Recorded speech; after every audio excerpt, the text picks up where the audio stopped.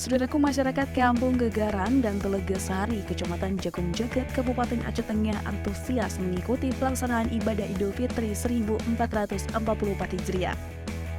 Kedua desa yang bertetangga itu berkumpul di halaman Masjid Jami Nurul Hikmah untuk melaksanakan indah sholat Idul Fitri. Pantauan Tribunkai.com pada Sabtu 22 April 2023, warga tampak mulai datang sejak pukul 5:30 waktu Indonesia Barat.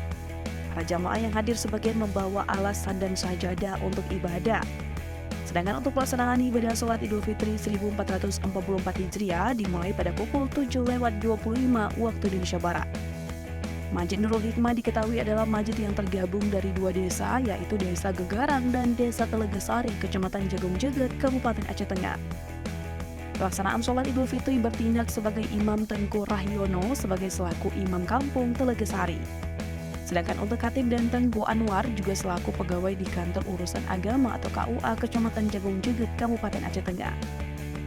Sebelum pelaksanaan ibadah sholat Idul Fitri, kedua panitia pembangunan Masjid Nurul Hikmah M. Isa mengumumkan keadaan khas dan rencana pembangunan masjid yang belum selesai. M. Isa mengimbau kepada para jamaah bahwa masjid tersebut adalah kepemilikan bersama, sehingga perlunya dukungan dari semua pihak untuk pihak. Dari Aceh Tengah, Romadani, Tribun Gayo.